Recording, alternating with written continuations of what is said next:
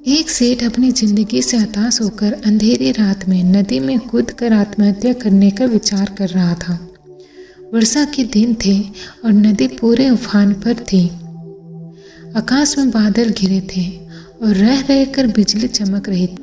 वो शख्स काफी धनी व्यक्ति था, लेकिन अचानक हुए घाटे में उसकी सारी संपत्ति चली गई थी।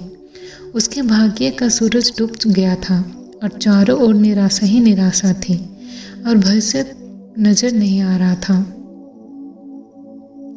उसे कुछ सूझ नहीं रहा था कि वह क्या करे।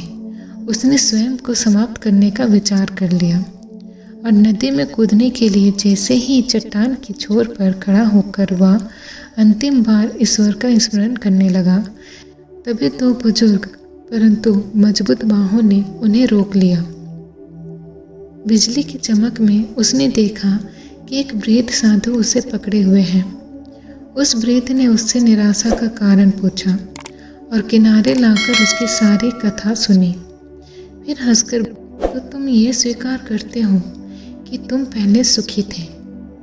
सेठ बोला, हाँ, मेरे भाग्य का सूर्य पूरे प्रकाश से चमक रहा था। सब और मान सम्मान और संपदा थी। अब जीवन में सिवाय अंधकार और निराशा के कुछ भी शेष नहीं रहा। वृद्ध फिर हंसा और बोला, दिन के बाद रात्रि है और रात्रि के बाद दिन। जब दिन नहीं टिकता तो रात्रि भी कैसे टिकेगी? परिवर्तन प्रकृति का नियम है। ठीक से सुनो और समझ लो।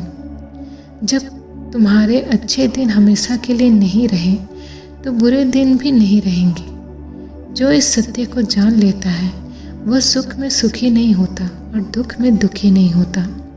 उसका जीवन उससे अधिक चट्टान की भांति हो जाता है जो वर्षा और धूप में समान ही बनी रहती है। और सुख दुख को जो संभाव से ले, समझ लो उसने स्वयं को जान लिया। सुख दुख आते जाते रहते हैं, यही प्रकृति की गति है। सोचो, यदि किसी ने जीवन में एक जैसे ही भाव देखा, हमेशा सुख का ही, जिस चीज की आवश्यकता हुई उसे पहले ही मिल गई, तो क्या वह उपहार उसे खुशी देगा? नहीं। इसलिए दुख ना आए तो सुख का स्वाद का क्या होता है यह कोई नहीं जानेगा। इसलिए जीवन में सुख और दुख दोनों जरूरी है। तो दोस्तों, ये छोटी सी स्टोरी आपको कैसी, नीचे कमेंट बॉक्स में जरूर बताइएगा। और मेरे इस आदि इंस्पायर चैनल को सब्सक्राइब करना मत भूलिएगा। Thank you.